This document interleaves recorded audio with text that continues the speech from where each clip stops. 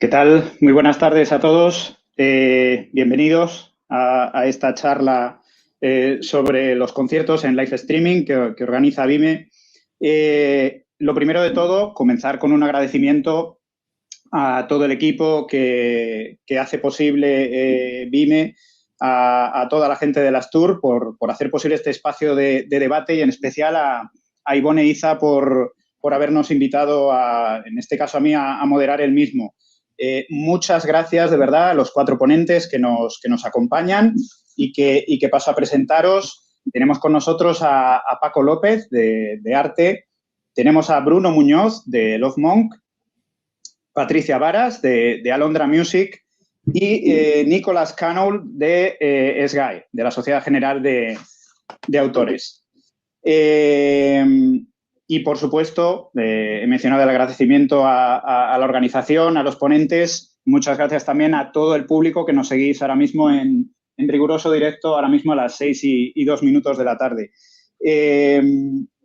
Permitidme que haga una muy pequeña y breve introducción antes de empezar a lanzar preguntas que creo que serán del interés de todos al resto de ponentes. Es evidente que a consecuencia de la pandemia en la que nos vemos inmersos, confiamos todos en que podamos superarla pronto, se ha producido un auge de los conciertos en streaming con la finalidad, obviamente, de paliar la falta de público a los eventos. La primera reflexión es que esto no es algo novedoso.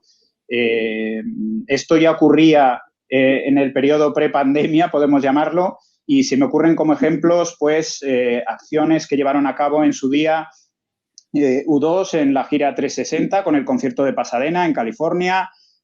Por ejemplo, también el concierto que realizó Coldplay hace años en Las Ventas, cuando presentó el álbum Milo Siloto.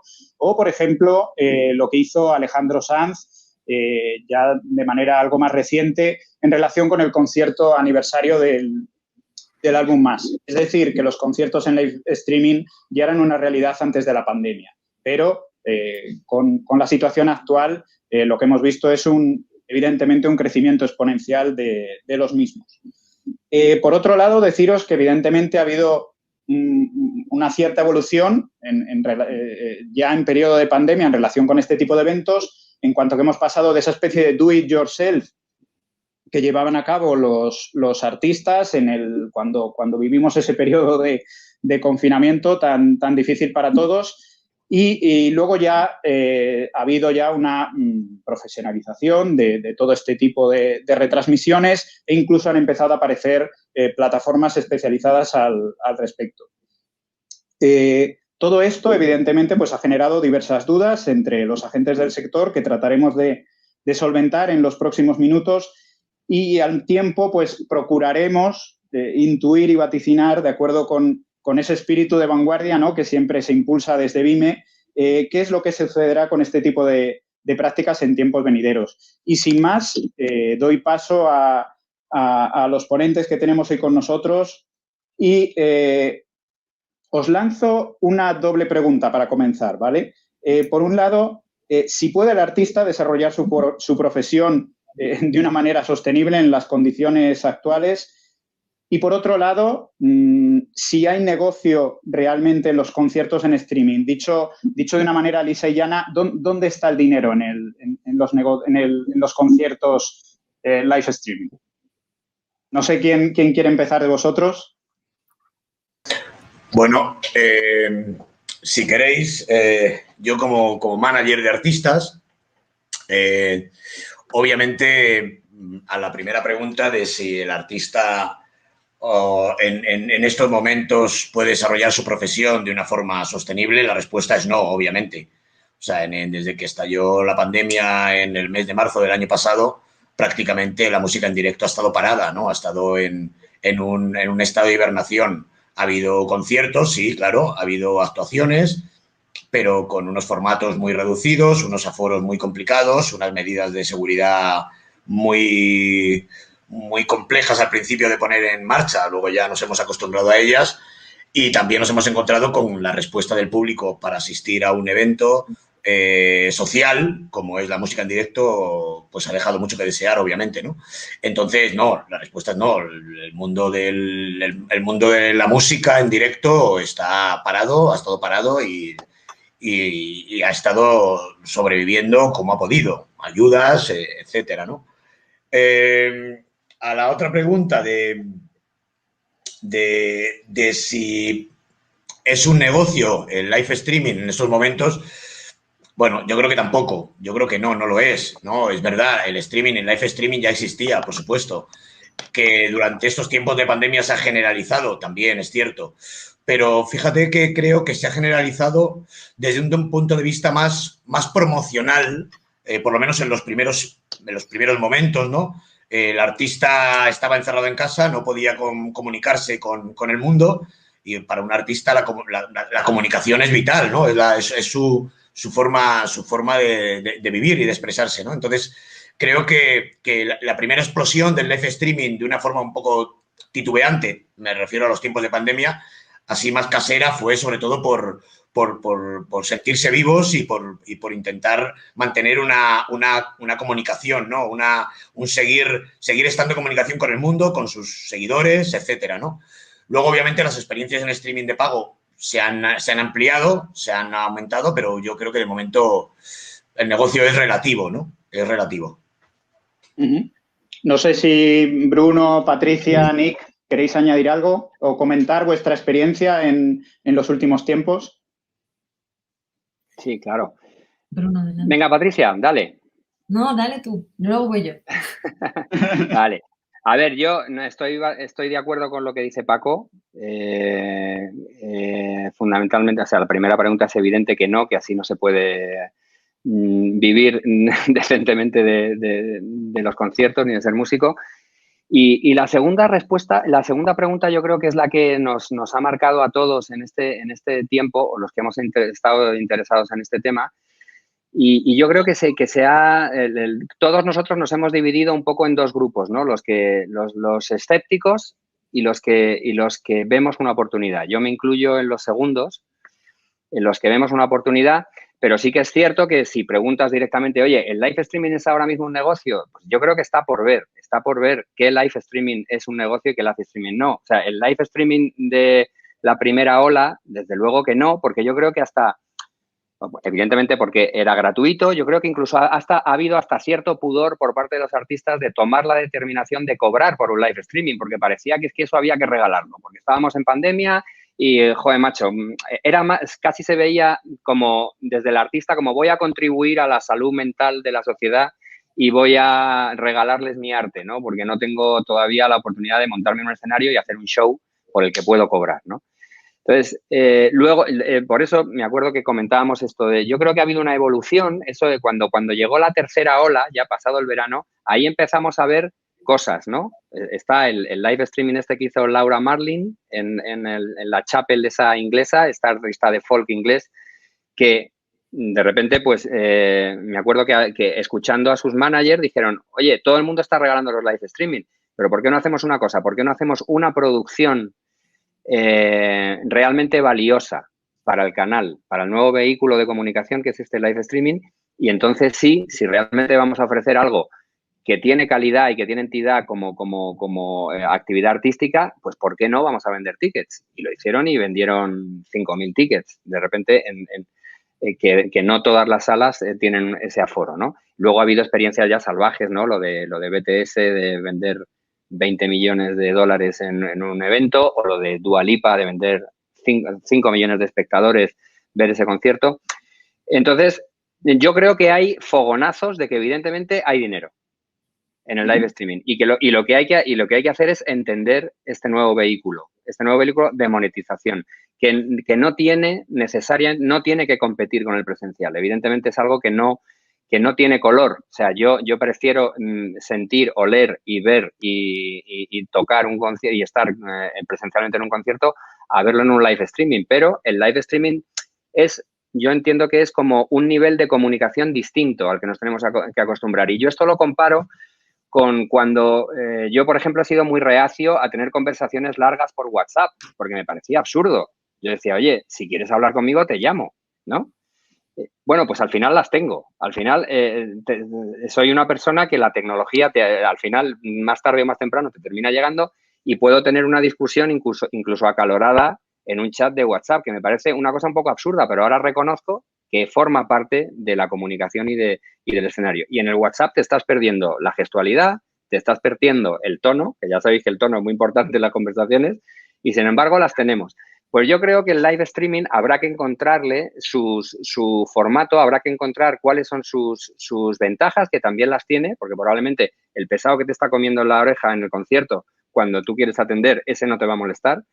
Va a haber que descubrir cuáles son esas ventajas y va a haber que descubrir qué se puede ofrecer como show a través de un canal que te permita, pues eso, el disfrutarlo desde un entorno íntimo, pero al mismo tiempo que va a generar una manera distinta de socializar a través de redes sociales que van a interactuar en ese live streaming, a través de palcos virtuales, parecido a lo que estamos viendo ahora, a través de situaciones en las que, oye, al final vas a decir, oye, ese show vale 60 pavos si tengo que ir a verlo en presencial, pero ya hablaremos de dinero también, de cuánto debe costar un ticket, pero a lo mejor dices, oye, pues si pago 15 o 20, pues oye, no me gusta tanto la banda como para pagar los 60, pero sí pago los 20. Y eso le puede interesar al manager y al artista también. Puede animar a una serie de gente a comprar tickets, ¿no? Que al final de lo que se trata es de que la música esté sana, saludable, y yo creo que cuantos más canales de monetización tenga, mejor. Y en este caso yo creo que la tecnología, así como en el 2000 o en el 99 con Napster,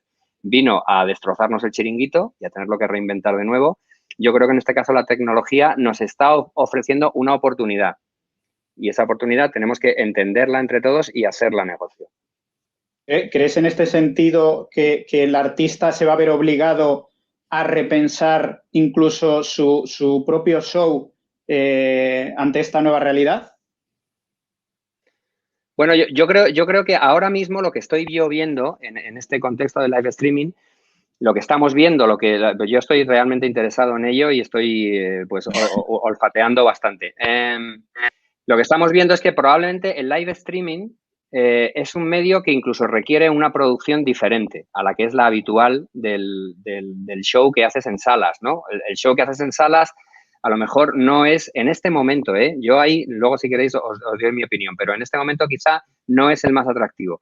¿Qué es lo que se está viendo? Pues que los live streaming son muy atractivos cuando haces eso que llamamos un one shot, un concierto único, exclusivo, en un sitio que realmente no es el habitual para tocar música y que de repente se convierte en un producto visual flipante, porque lo transmites a través de una realización no de cámara fija, en plan Hola 1 de pandemia de YouTube, sino que haces una producción audiovisual como un programa de televisión.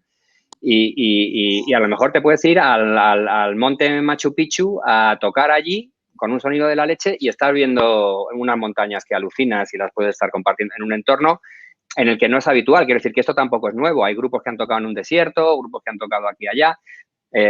Ricardo Arjona el otro día hizo un live streaming en la isla de Antigua, donde él nació, en un lugar que era unas ruinas sin luz artificial por la noche, rodeado de 50.000 velas, y el tío vendió 150.000 tickets. ¿Sabes? Evidentemente Ricardo Arjona. O sea, también estamos viendo que el live streaming a lo mejor es interesante a partir de un cierto nivel de notoriedad del artista, donde vas a tener esos fans que dicen, joder, yo no me lo pierdo, macho, estoy a 6.000 kilómetros, pero lo quiero ver. O estoy en Barcelona, no estoy en Madrid y lo quiero ver. ¿Vale? Y luego, entonces, yo creo que ese one shot es un formato que ahora mismo es el que parece que está funcionando. Es lo que ha hecho Dua Lipa, es lo que ha hecho Maroon 5, es lo que ha hecho BTS, es lo que está haciendo toda esa gente, que es pensar en una producción que no está pensada para el presencial, sino pensada para el live streaming. Eso por un lado. Y luego en el presencial, pues probablemente, mira, fines de gira de bandas que ya han vendido todos los tickets que tienen que vender y dicen, esta vez, aquí ya este es el último concierto y mañana nos ponemos a pensar en el nuevo disco, la nueva gira. Pues a lo mejor es una oportunidad fantástica para retransmitirlo para todo el mundo, para exprimir al máximo esa gira o ese tour. Pero luego vendrán los geobloqueos.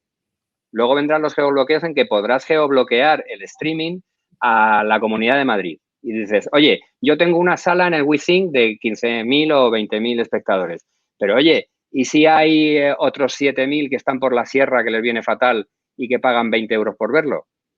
pues oye, a lo mejor es una nueva línea de negocio que lógicamente nos va a poder interesar porque responde a una necesidad. El problema aquí está en pensar, ¿el live streaming responde a una necesidad, a una petición de cliente? Yo creo que sí. Yo como usuario creo que hay conciertos por los que mato por desplazarme a verlos y a lo mejor hay otros que los puedo ver tranquilamente por un precio más reducido y verlos un poquito y luego irme si me tengo que ir, ¿sabes?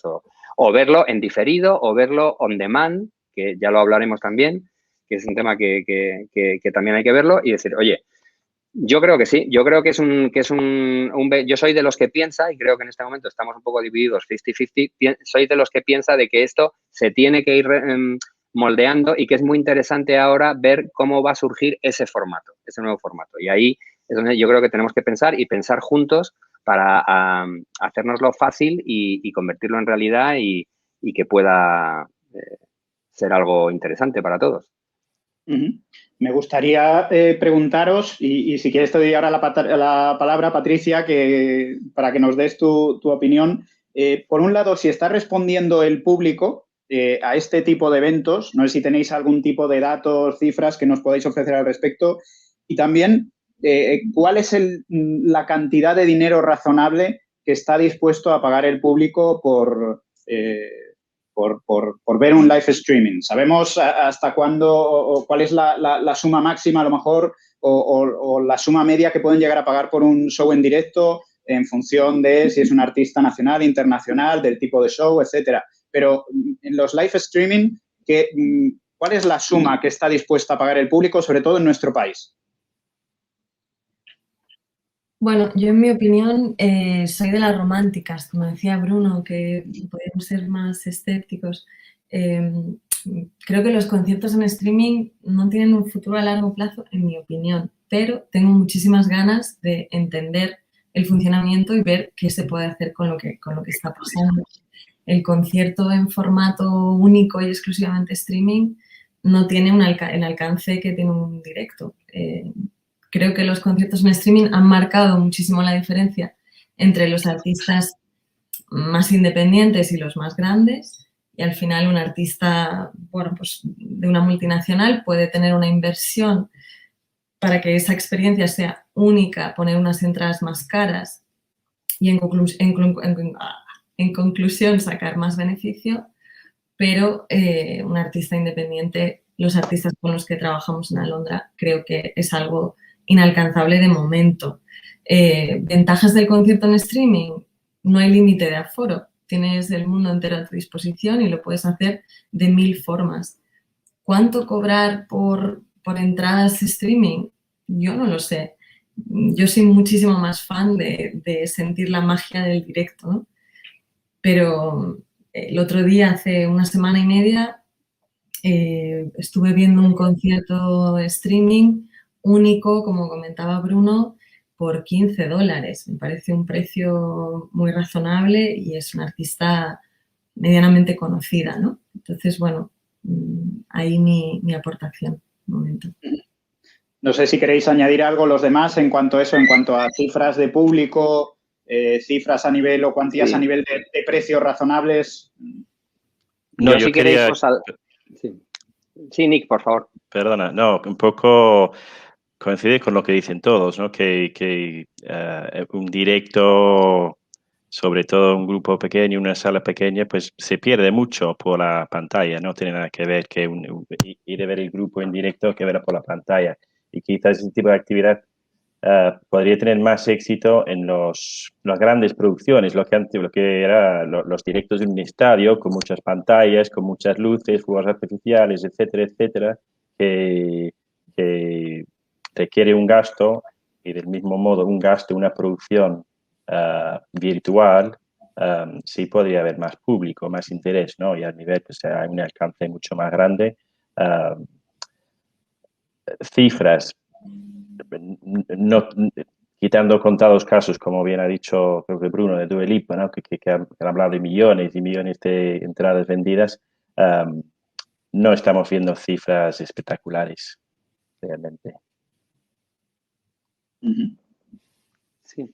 Yo por salpicar un poco de datos, para la audiencia un poco también, Quería deciros que yo he visto entradas a la venta, por ejemplo, para el concierto de Maroon 5, que estaba patrocinado por American Express, y creo que hay que tener muy en cuenta que el live streaming puede ser un canal muy interesante para patrocinios y para marcas, y eso es un terreno que hay que explorar, porque es una experiencia muy controlada, que al final es lo que quieren las marcas, a lo mejor mucho más controlada que en un gran festival, ¿no?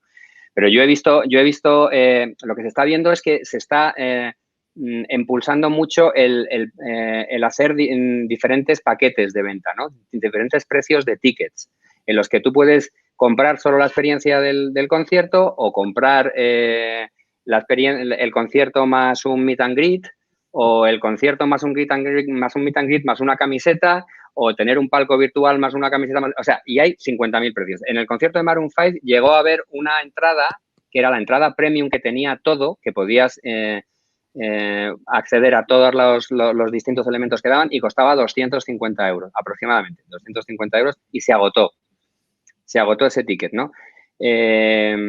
Por otro lado, y yo creo que esto hay que tenerlo muy en cuenta, o sea, creo que de lo que estamos hablando al final, y yo creo que por lo que nos ha asombrado tanto este fenómeno durante la pandemia, es porque efectivamente ya estaba, pero la pandemia ha hecho que baje el agua de toda la actividad y empecemos a ver otras cosas, ¿no? Y empecemos a identificar esto como algo que puede ayudar, y se ha convertido en un acelerador. Y realmente el live streaming no es más que una traslación de lo que está haciendo la generación que viene por detrás.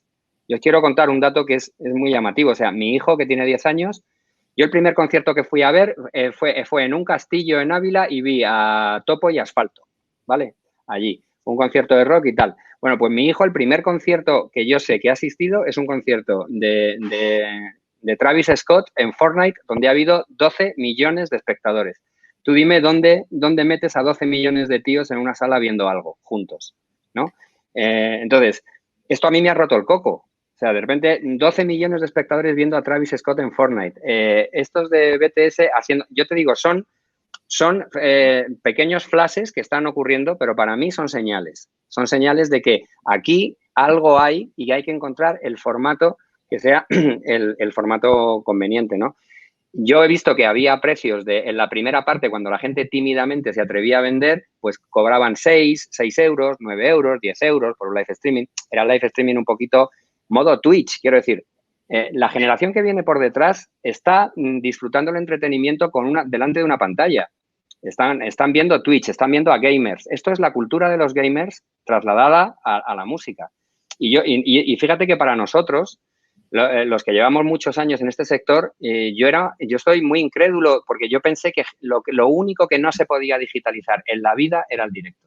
Yo dije, bueno, nos han fastidiado el negocio, ya no vendemos soporte, todo se piratea, estamos en la lona desde el año 2000, y de repente el streaming, cuando surgió Spotify, todos también teníamos opiniones. Oye, ¿triunfará Spotify? Pues sí, pues no, todavía estamos en esas. Spotify crece a cifras de 2 dígitos, y durante la pandemia ha crecido a cifras de 2 dígitos. O sea, en Inglaterra y en lugares donde se consume mucha música, Spotify ha tenido un agosto fenomenal, porque la gente ha estado en casa y ha puesto el streaming para escuchar música. Pero llevamos muchos de nosotros debatiendo si realmente las plataformas de streaming de música como Deezer, como Spotify, son el futuro de la música o no. Y hay muchos detractores, hay gente que piensa que no, que eso no funciona, y yo creo que eso está todavía en la tormenta de regularizarse. Probablemente haya que pagar más royalties a los artistas, probablemente haya que pagar más royalties, no solo más, sino mejor. O sea, cómo se está pagando el streaming, ahí entraríamos en otra conversación, pero se está estabilizando, y sin duda alguna, hoy en día, si no tuviéramos las plataformas de streaming, estaríamos el 80% de los sellos cerrados, porque el streaming está empezando a compensar mucho lo que hacemos, ¿no? Pues yo creo que esto va a tener sus turbulencias, sus más y sus menos, pero vamos a ir encontrando el formato, y mi razón fundamental de peso es que los que vienen detrás no les resulta nada extraño esto. Están todo el día con la tablet, con el móvil, viendo directos en Instagram, hablando con sus colegas en no sé qué, en Twitch, en tal. Entonces, esto es la cultura del Gen Z. Y entonces, y también os digo una cosa, eso que a lo mejor no todas las músicas son las mejores. Mira, la primera que se metió en el live streaming fue la clásica, Porque la clásica necesita silencio absoluto, macho. No necesitas ver al público ni sentir la emoción ni la comunicación con el público, porque lo que quieres es que esté todo el mundo callado y que la orquesta esté tocando bien. ¿Quién lo ha hecho muy bien? La Filarmónica de Berlín lleva retransmitiendo streaming desde la Ola 1 y de una manera maravillosa. Yo-Yo Ma, el chelista, lleva haciendo streaming maravillosos de pago, fantásticos, y funciona muy bien. Yo estoy seguro que en el jazz, y aquí os digo una cosa, en el jazz va a necesitar tener un poquito de público. En el momento en que se pueda empezar a abrir y tener un aforo muy reducido, pero un poquito de público, el jazz necesita el calor de la comunicación con el público. Necesita un silbido cuando un pianista ha hecho un buen solo, necesita un aplauso cuando en mitad del tema, y eso te da el calor. Ver un concierto de jazz absolutamente frío, sin una comunicación con público, yo creo que va a funcionar regular en el live streaming, pero en el momento en que tú puedas meter una cámara en el café central y recoger todo ese calor y ver la cara de alguien que está flipando con un bajista y tal, lo vas a percibir como una emoción desde tu casa. No quiero compararlo, pero va a ser algo que se va a poder vivir como una experiencia artística y que se va a poder comercializar y pagar por ello. Y las marcas, y ahí lo dejo, van a estar muy interesadas en entrar al trapo en todo eso y en construir marca por ahí. En este sentido, Bruno, y perdona, Paco, te cedo la palabra ahora mismo, ¿vale? Era simplemente porque has mencionado dos conceptos o elementos que me parecen muy interesantes, que son el tema patrocinadores y el tema plataformas. Lo digo porque creo que se puede hacer a lo mejor incluso un paralelismo, digamos, con esos modelos freemium y premium que se han establecido en muchas de las plataformas, en el sentido de que es posible que en el live streaming se reproduzca este tipo de modelos, es decir, que haya un modelo premium en el que sean los espectadores los que paguen una cantidad de dinero, pero también que haya un modelo freemium en el que los costes estén sufragados eminentemente por empresas patrocinadoras, digamos, que estén interesadas en acompañar a los músicos, a los artistas. Y te doy la palabra, Paco. Bueno, yo quería puntualizar algunas cosas que Bruno en su larga exposición ha ido punteando, ¿no? Obviamente, no, perfecto, porque es que has abierto un montón de melones, ¿no? Y has repartido un montón de juego. A ver, yo creo que hay que tener en cuenta que para hacer un espectáculo realmente atractivo para ver por pantalla hay que tener una cantidad de medios importantes, hay que desplegar una producción importante que solo pueden hacer los grandes artistas. Entonces hay que diferenciar eso mucho.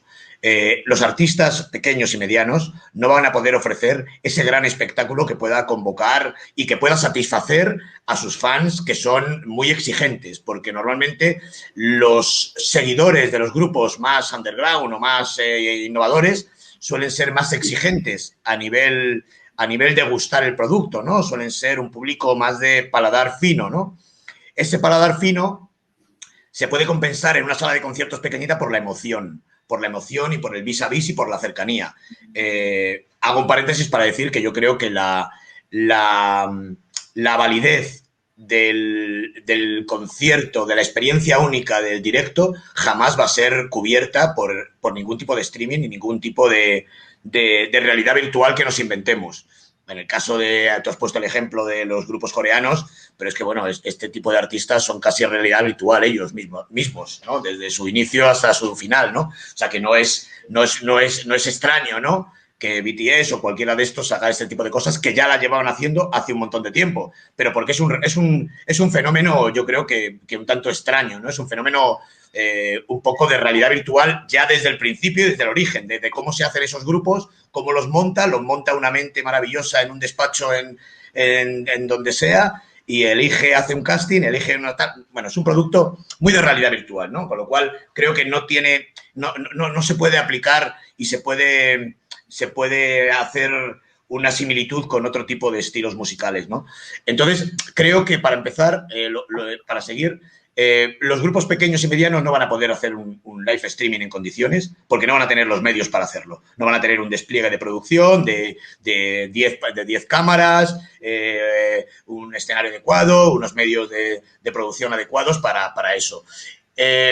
Sí va a ser un negocio para esos grandes artistas, y tú has puesto un montón de ejemplos, que sí son capaces de hacer un gran evento, un gran una gran gala de televisión hecha a medida del propio artista, con un despliegue increíble, en una localización increíble. Ese concierto único, sí, yo ahí sí creo que hay un negocio, pero obviamente tienes que tener un músculo importante y una cantidad de seguidores ya adquiridos importantes. Con lo cual, y como tú bien dices, no hay nada nuevo, ya había habido ejemplos de grandes artistas que lo habían hecho antes de la pandemia. Con lo cual, eso no va a cambiar. Yo creo que eso no va a cambiar. El reto, para mí el reto, si queremos que el live streaming sea un complemento a una gira de un artista. Yo he tenido varios... os voy a poner un ejemplo. He tenido varios ejemplos. He hecho algún live streaming de pago con alguno de mis artistas y nos hemos dado cuenta que uno funciona, dos ya no. A no ser que lo hagas y le des ese formato especial que al fan le haga atractivo. Si el fan va a ver en una pantalla lo que puede ver en un teatro o en un concierto, no va a ir. Porque la experiencia en directo la supera. Aunque cueste más caro, la supera. Es verdad que estamos en tiempo de pandemia. Tú cuando vas a un concierto, nos cuesta todavía ir a un concierto, sentarnos con la mascarilla y aún no interactuar con el amigo. Pero cuando tú vas a un concierto, cuando la gente va a un concierto, lo que quieres es no solo recibir un espectáculo, sino interactuar con la gente que le rodea, interactuar con el artista, aunque sea en la distancia. Entonces, por eso creo que lo ideal y lo bueno para la música, lo realmente bueno para la música, no es que estos grandes eventos de grandes artistas con una producción espectacular funcionen. Creo que eso, al fin y al cabo, no aporta gran cosa al desarrollo de la música. Lo bueno sería que consiguiéramos que los artistas pequeños y medianos pudieran tener plataformas con unos costes de producción muy asequibles para que también pudieran desarrollar esos conciertos y esa imaginación. O sea, no reproducir el show que hago en un concierto. No quiero reproducirlo, sino voy a inventarme otra cosa. Pero si yo soy un artista pequeño o mediano, por mucho que me quiera inventar otra cosa, no voy a tener los medios para hacerlo realmente atractivo. Porque cuando jugamos en la pantalla, no jugamos todos con los mismos elementos, ¿no? Igual que cuando juegas en el directo, aunque un artista sea pequeño, puede hacer un gran concierto en una sala de 300 personas, sin grandes luces y sin grandes equipos técnicos, pero sí puede desarrollar la misma emoción que ir a ver a Metallica en un estadio de 50.000. Una persona puede sentir la misma emoción en un concierto de 300 y uno de 50.000. Y yo creo que en un streaming, si no tienes unas condiciones técnicas y de producción importantes, no lo vas a conseguir. Vas a ver un concierto de Dua Lipa espectacular, con un montaje tremendo y te va a maravillar, y vas a ver un conciertito en una sala tocando con 4 luces y vas a pagarlo, porque no te va a dar emoción ninguna, ¿no? Entonces, yo ahí veo una disfunción importante, ¿no? Si solo funcionan los grandes eventos por streaming de grandes artistas, el streaming no llegará a ser una herramienta en manos de la industria de la música para que sea realmente efectiva y sea realmente un instrumento válido para el desarrollo de la creación, ¿no? De la creación artística. Claro. Patricia o Nick. Sí, bueno, o Bruno, si queréis comentar algo. Bueno, a mí me da la sensación que todos coincidimos, ¿no? Que hay dos apartados. Los grandes eventos ya tienen su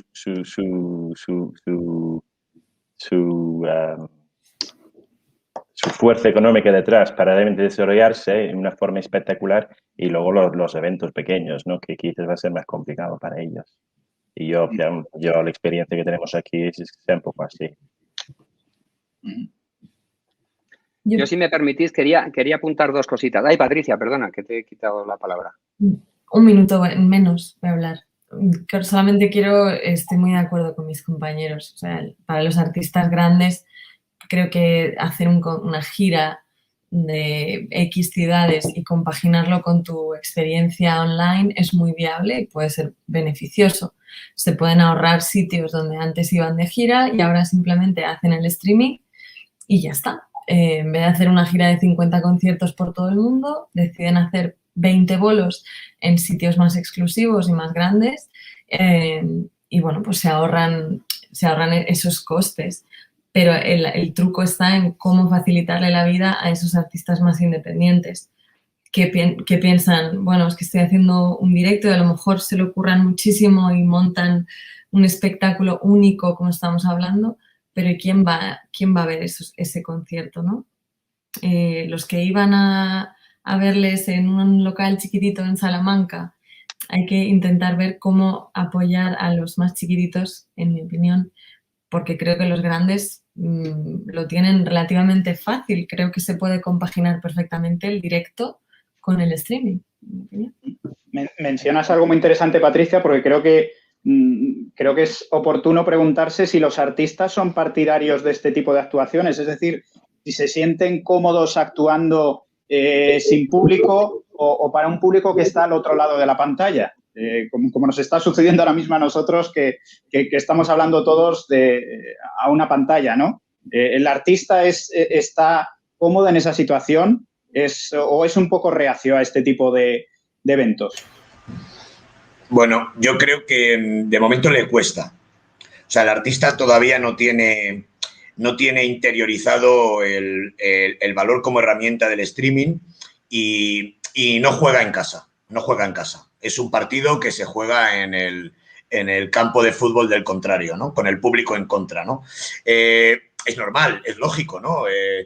Un artista se desarrolla encima de un escenario o en el estudio de grabación, ¿no? Pero en el estudio de grabación no tienes que actuar. Entonces, pero la actuación del artista, la lógica es encima de un escenario, es la que le ha formado como artista y como persona, y todo lo demás le resulta extraño.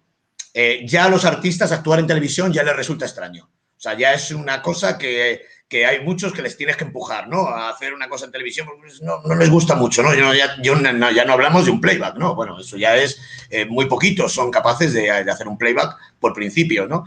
Entonces, hacer un concierto en streaming le resulta frío. O sea, de hecho, fijaros, estos conciertos que se están dando en estos momentos, ¿no? Con la gente sentada, con mascarilla, con la distancia social, con aforos muy reducidos, donde llegas a un teatro y está el 50% o el 40% o el 60%, pero notas el teatro desangelado, no existe esta emoción. Al artista le ha costado hacer esos conciertos. Artistas que ya han hecho unos cuantos, pues ya están acostumbrando a esa frialdad, entre comillas, que luego es muy emotivo, porque es verdad que cuando te subes a un escenario en estas condiciones, el público y el artista están tan emocionados por estar compartiendo un concierto. O sea, ha habido tantos meses de sequía, tantos meses de anhelo, que cuando un artista ahora se sube a un escenario, aunque haya frialdad, hay una emoción enorme, ¿no? Pero es una emoción más social que otra cosa, ¿no? Al artista le está costando entender que el streaming no es su método, o sea, no es su medio, su medio natural. Pero vamos, yo realmente, si mis palabras expresan un rechazo al streaming, es todo lo contrario. Creo que el streaming es una herramienta muy válida, que es muy necesaria, pero que todavía tenemos que encajarla a nivel psicológico y también a nivel industria, ¿no? Todavía la tenemos que encajar, porque, y vuelvo a lo que decía antes, si no encontramos esa posibilidad de que el streaming sea importante para los grupos pequeños y medianos, es posible que el streaming se quede en algo anecdótico, ¿no? Claro, mira, por ir por ahí, yo estoy totalmente de acuerdo con lo que dices, Paco, y creo que todos tenemos dudas más que razonables de ver cómo... ¿Me estáis escuchando? No sé si esto... ¿Me escucháis bien? Vale. Perfectamente. Bueno, yo creo que todos tenemos dudas más que razonables sobre esto, y lo que apuntas yo estoy totalmente de acuerdo. O sea, tiene que permear hacia abajo y ser una herramienta que valga a todos los artistas, a los medianos, a los pequeños y tal. Hay que estar muy atentos a Bandcamp, por ejemplo. Bandcamp es una plataforma maravillosa de artistas pequeños, medios y grandes. Y Bandcamp acaba de poner a disposición de los artistas el tener una plataforma de streaming monetizable. Ellos van a poder utilizar el streaming, cualquiera que tenga una cuenta de Bandcamp y un perfil de Bandcamp va a poder hacer streaming sin monetizarlo si quiere, utilizando la misma forma que tiene Bandcamp, que es, oye, algunos habrá que los regalen y otros habrá que los cobren y otros habrá que pidan una donación, como también hemos estado viendo en muchos streaming, ¿no? Entonces, yo creo que ahí yo creo que tenemos de manera natural, tendemos a comparar el streaming con el presencial. Y creo que es que tenemos que dejar de compararlo. El presencial es fantástico. Y es que, y yo creo que gana al streaming sí o sí, como experiencia. Pero yo os quiero hacer una pregunta. O sea, cuando vas a un concierto donde hay mucha gente, yo te digo, la principal motivación de que esa gente esté ahí, única y exclusiva, ¿es el artista o realmente hay distintos grados de interés? Quiero decir, yo creo que hay fans acérrimos que están ahí y están en la primera línea y están dando la vida por tocar un pie del cantante.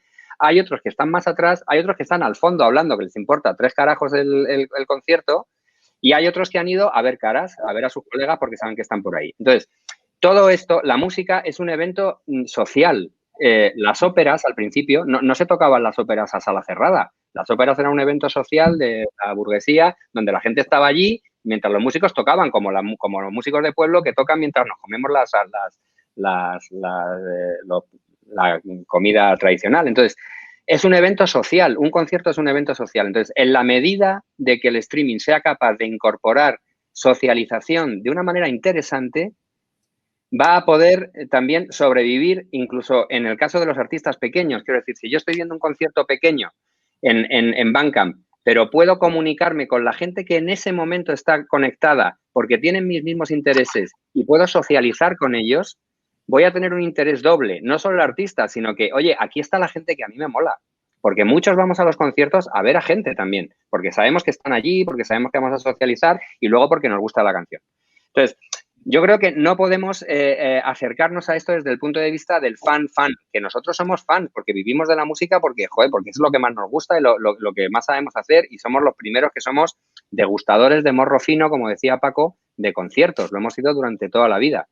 Pero yo creo que no debemos compararlo con el presencial y que hay que estar atento a cosas como lo que os digo, como a ver qué pasa con Bandcamp, a ver hasta qué punto eso se convierte en una herramienta que socializa el streaming. Y a ver qué pasa con las marcas y qué pasa con todo, porque de repente, oye, si tú tienes una gira, pero de repente una marca, oye, dice, yo quiero tener esto en un streaming muy privado, como una sala, o sea, porque lo asociamos siempre a, esto es para todo el mundo. Oye, no, yo creo que el streaming, una de las bazas que va a tener, que va a ser un éxito, es cerrarlo y decirlo, no, es un streaming, pero para los que realmente quieren vivir una experiencia X. Y ahí se va a poder monetizar eso, porque las marcas lo van a ver interesante como construcción de su marca y para comunicarse con sus clientes o sus consumidores a un nivel muy íntimo, que es en aquello que nos interesa. Y yo que estoy mucho en el mundo de la publicidad, veo que hay un cierto cambio de ciclo. O sea, hay un cambio en el que la publicidad que ha sido muy emocional, o sea, la publicidad de los años 50 era la canción del Colacao. Es el Colacao y te contaban las bondades del producto. Ahora nadie habla del producto, si veis un anuncio. Hablan de emociones, de los verdaderos, los valientes, los que tal. Te hablan de emociones.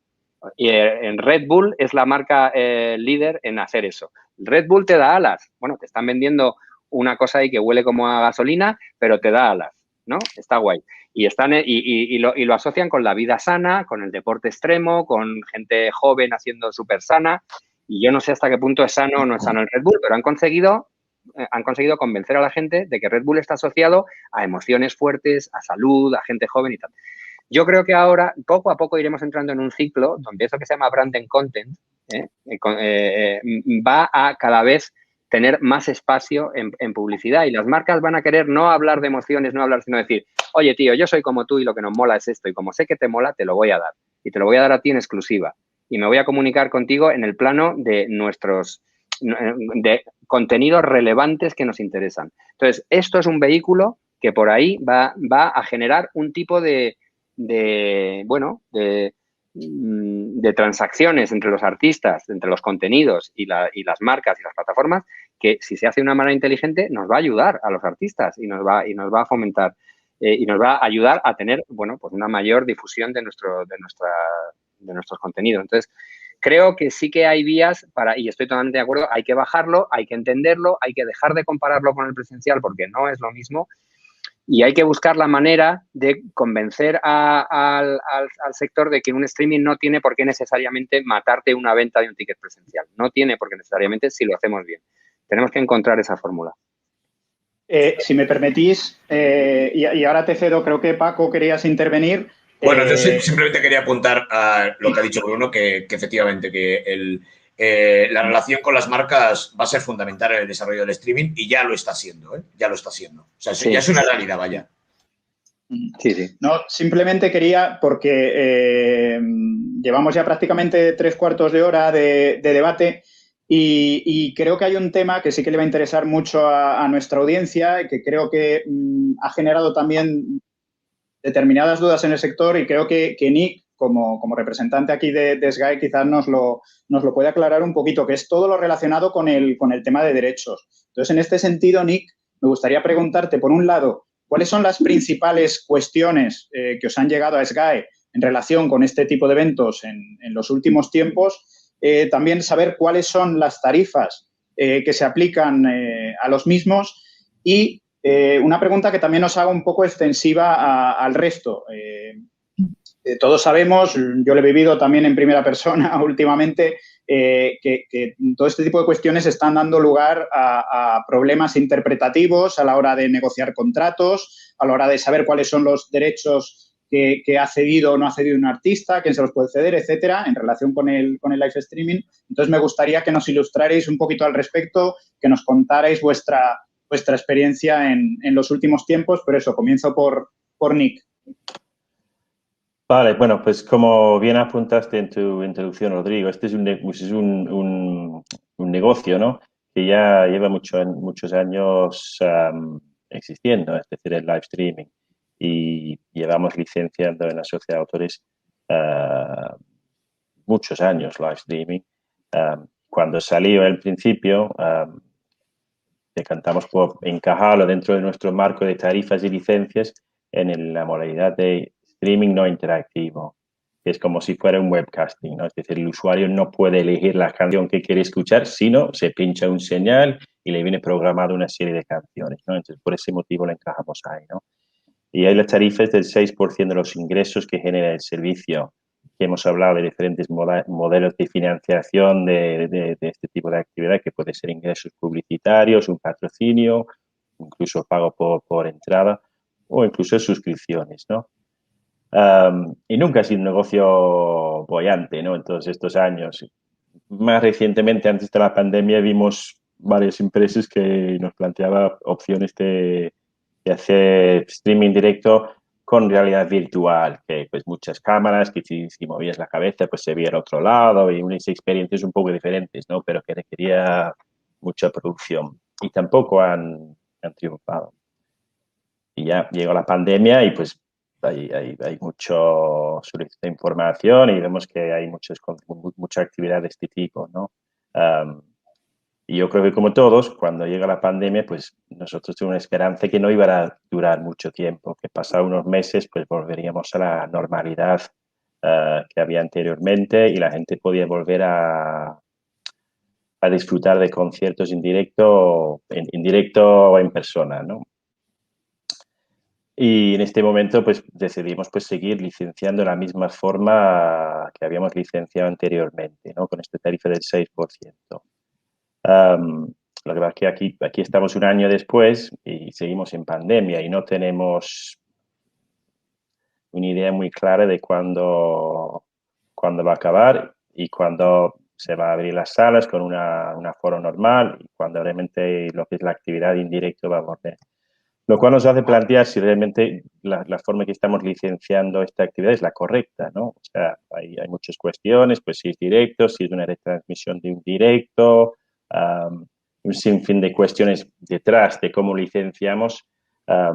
Entonces, hemos abierto un proceso de estudio ahora mismo, bueno, hace unos meses y estamos en ello, de ver cómo se está licenciando este tipo de actividad en nuestro entorno. Que están haciendo otras entidades de gestión en otros territorios que hacen la misma función que la Sociedad de Autores en España. Y estamos viendo, pues hay un poco de todo, ¿no? Cada uno pues, tiene una interpretación de unas cosas, otras cosas y tal, y estamos ahora pues un poco recopilando esta información para sacar conclusiones, a ver si seguimos licenciando de la misma forma o vamos a alterar eso y llevarlo por otro camino. Pero bueno, lo que decía, ahora mismo estamos licenciando con esta tarifa y en el futuro muy próximo vamos a seguir así. Mañana puede cambiar, ¿no? ¿Tenéis algún tipo de experiencia los demás, Patricia, Paco, Bruno, a nivel contractual en los últimos tiempos que os haya surgido en relación con el tema de live streaming? Bueno, por mi experiencia en la editorial, yo siento que los artistas están reacios, están descontentos, no saben, oye, pero voy a hacer este streaming y ¿cuánto cobro? Pero ¿cuánto me va a pagar la SGAE? Pero entonces tú, ¿qué porcentaje has puesto en el contrato? Que igual deberíamos negociar esto y que me bajes el porcentaje o me subas el porcentaje. Veo mucha incertidumbre y bueno, creo que estamos todos un poco así, ¿no? Esperando que o salir de esta o si vamos a continuar así, por lo menos tener todas las partes más claras, ¿no? Sí, Bruno. Sí, yo lo que quiero decir es que yo os animo a todos, a la SGAE, a los sellos, a los editores, a los managers, a que nos juntemos y hablemos del tema, porque este es un tema capital. Si no llegamos a un buen equilibrio, podemos matar la gallina de oro, la gallina de los huevos de oro antes de que ponga los huevos. O sea, yo sí te digo que, por ejemplo, yo me he leído el contrato de webcasting y sinceramente creo que no aplica. No aplica a la experiencia, creo que está basado en un concepto que es diferente y que yo creo que tenemos que hacer un modelo entre todos que realmente responda al modelo de live streaming de pago, que para mí lo que es un concierto. Yo creo que el live streaming está en el territorio de los managers, donde venden tickets y pagan unos derechos de autor a la Sociedad General de Autores por la interpretación de un repertorio. Y yo creo que es que debería ser una traslación tal cual de lo que es la venta de tickets de un concierto presencial. Yo creo que el asimilarlo a temas de webcasting, de podcasting, no es para nada exacto. O sea, lo que se está haciendo es realmente la actividad es la misma. Lo que pasa es la misma que la presencial, pero está llevada al online. Va a tener una serie de patrocinadores, va a tener una serie de tal, pero yo creo que no es justo el pedirle a una plataforma, aunque yo no discuto el porcentaje, el 6%, como no sé si en el presencial creo que es un 7,5%, lo que se paga en tickets de presencial, más o menos. No discuto eso, pero el hablar de todos los conceptos de una plataforma, pues hombre, yo no veo que en el presencial la SGAE se lleve un porcentaje de las cervezas que se venden en la barra. ¿No? Quiero decir que lo que se paga un porcentaje de lo que es el uso del repertorio y ese porcentaje tiene que estar representado exclusivamente en la venta del ticket. Y yo creo que es ahí donde hay que simplemente hacer una traslación. Hombre, puede haber otros ingresos relacionados con la explotación del repertorio, ¿no? Si vendes zapatillas en tu plataforma no te vamos a cobrar el 6% de las zapatillas, ¿no? Pero vamos a ser pragmáticos. Eso es lo que te digo. En un festival de música hay mogollón de marcas, mogollón de sponsors, mogollón de patrocinios, mogollón de activaciones, de acciones y tal.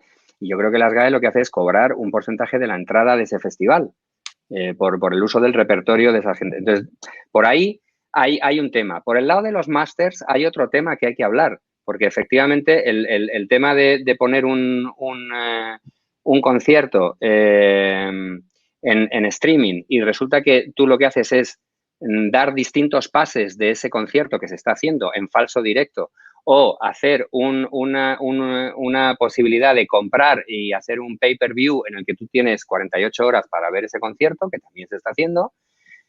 Las compañías de discos, yo soy aquí el de la discográfica, ojo, que estoy aquí de la discográfica, pero es que yo considero que todos a día de hoy, desde que los famosos contratos 360 empezaron a dar vueltas, todos somos todo. Todos somos a veces managers, editores, somos sellos discográficos y lo que tenemos que hacer es ver el negocio como un todo en el que salgan las cuentas a todo el mundo. Que nadie sea un Paganini, sino que todos, y el artista y el autor, evidentemente, en primer lugar, estén en la posición en la que tienen que estar.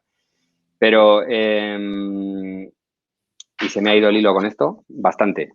Entonces, como hablo mucho, os dejo, pero creo que nos debemos sentar. Sí, las compañías de discos. Las compañías de discos van a tener la tentación de decir, oye, si tú haces un falso directo o si tú haces un on demand, resulta que se ha generado un videograma. Y como eso es un videograma y yo a mi artista lo tengo contratado en exclusiva, todo lo que hace mi artista es mío. Así que tú aquí a pagar. Entonces, lo primero que les digo a todas las compañías de discos que tenga la tentación de decir eso es que van a estar generando un agravio comparativo con las plataformas de live streaming, porque yo en mi casa tengo Movistar, la plataforma Movistar, y yo puedo ver en diferido y on demand la programación de los últimos 7 días de todos los canales. Entonces, os digo, por ejemplo, yo el otro día vi los premios Goya y le dieron un Goya a Rosalén y Rosalén cantó en directo. Si yo eso lo veo 3 días después porque me he perdido los Goya y los quiero ver ahora, ¿vosotros creéis que las compañías de discos le están pidiendo un alzamiento de exclusiva a la televisión o le están pidiendo que le pague unos fonomecánicos porque hay unos derechos de reproducción de su máster, de comunicación pública de su máster, porque ha habido una grabación previa? No es verdad, no está pasando. Las televisiones pagan un porcentaje de sus ingresos publicitarios y todas ellas sufragan la televisión pública. Entonces, todos vamos a tener la tentación de arrimar el ascua a la sardina a nuestro ascua. Entonces, creo que no, que lo que tenemos que hacer es ser justos y sensatos con todo. Yo creo que un concierto en live streaming es un concierto exactamente igual que el presencial, que los cánones que tiene que pagar son exclusivamente de derechos de autor y en la misma base que se paga un concierto presencial, y que lo importante luego es cómo se reparte ese dinero y que vaya realmente a los titulares, que es la gran batalla de todos los editores, y lo sabes bien, Patricia, que al final lo importante, y en un mundo en el que está muy atomizado como es el digital, y a 50, lo importante es que realmente se pague por uso. Y aunque haya una infinidad de usos y explotaciones, el dinero que yo he generado por tocar un poquito en un canal me llegue a mí y no le vaya a Alejandro Sanz o al maestro Rodrigo, porque hay una serie de circuitos que luego al final no terminan de liquidar bien. Entonces, ahí es donde nos debemos de concentrar, pero creo que tanto el live streaming como el podcast, que también está dando mucho dolor de cabeza, porque yo he licenciado podcast y la gente ve el podcast también como, es que parece que cuando no tenemos la casilla para meter esto es la licencia de podcast, porque nada pone podcast, lo metemos en la que está al lado. Y no, tenemos que crear una nueva casilla para el podcast. El podcast a lo que más se parece es al cine. Tú deberías dar derechos de podcast a perpetuidad, pero se están dando derechos de uso en podcast a 10 años, a 5 años. Pero, oye, el podcast se puede explotar a perpetuidad, como el cine. O sea, ¿qué vas a tener que hacer? ¿Hacer un podcast y cada 10 años pensar que se te han acabado las licencias y tener que volver a licenciarlas? Eso no es operativo. Entonces, yo creo que yo lo que hago es, yo lo que quiero es invitar a todo el mundo a que se haga una mesa para entre las compañías de discos, entre los editores, entre los artistas, entre los managers, entre los dueños de las salas de concierto y tal, que nos sentemos todos y digamos, oye, chicos, ¿de qué va esto? Porque si lees los contratos que se están aplicando ahora, no van de esto, van de otra cosa. Creo que hay dos cuestiones que has mencionado, Bruno, que me parecen muy interesantes y muy importantes desde el punto de vista legal, en el sentido de es muy importante analizar la tecnología que se emplea para, a partir de ahí, aplicar la normativa correspondiente. Entonces, eso es fundamental. Correcto. Y por otro lado, haceros un pequeño apunte desde nuestra experiencia, que es en el sentido también que tiene una vertiente legal importante, que es el tema de las deducciones fiscales para espectáculos públicos, del artículo 36 de la Ley de Impuesto de Sociedades, y decir en este sentido que el INAEM, hasta ahora y hasta donde nosotros sabemos, sí que está equiparando, precisamente en alusión a lo que tú estabas comentando, Bruno, está equiparando los conciertos físicos en directo con los live streaming, ¿vale? A efectos de aplicar la deducción fiscal. Creo que esos... Claro, sí, lo he leído hace poco. No, pero además, sobre todo, ¿sabes lo que pasa? Que estamos viviendo un momento de diversidad de criterios. Y ese es el miedo que tiene la gente cuando se quiere lanzar al live streaming, porque dice, ay, madre mía, que me voy a pillarle los dedos con los derechos. Mira, en Latinoamérica, OCESA, que es un gran productor de eventos, lo que están transmitiendo es que realmente un concierto que se puede visualizar on demand durante 48 horas no genera derechos de comunicación pública de un fonograma. No hay tal fonograma. Y a mí me parece correcto, pero incluso yo te digo diciendo que sigue habiendo un agravio con las plataformas de televisión. Si yo puedo ver el contenido de cualquier televisión y cualquier directo de música que haya en esas televisiones 7 días más tarde, deberíamos llegar a un consenso, deberíamos ponerle un rango de decir, oye, no se produce comunicación pública de ningún fonograma si estás haciendo un periodo corto de tiempo para ver ese concierto. Si es un periodo más largo en el que eso está colgado durante años, como si fuera un videoclub, un blockbuster, pues entonces ya sí, porque ahí resulta que, claro, las compañías de discos cobran por los DVDs de sus artistas en directo, porque ese máster es suyo, lo que se genera. Pero eso es otra cosa, ahí ya se ha producido un formato, una grabación que se comercializa y que tiene una vida larga. Pero cuando estás haciendo un concierto en directo y lo estás dejando ver en pay-per-view, pues es como cuando, yo qué sé, pues es como estamos acostumbrados a ver los deportes, por ejemplo, ¿no? Te pierdes el partido, llegas por la noche y te lo pones y tal, pero porque no hay propiedad intelectual ahí en ese caso, ¿no? Pero hay también otros muchos derechos que dan vueltas. Entonces, creo que debemos hacer el esfuerzo entre todos de adaptar las tarifas y las normativas al formato, independientemente de los costes, que no estoy hablando de caro o barato o tal. Estoy hablando de farragoso o no farragoso, fácil de entender o difícil de entender.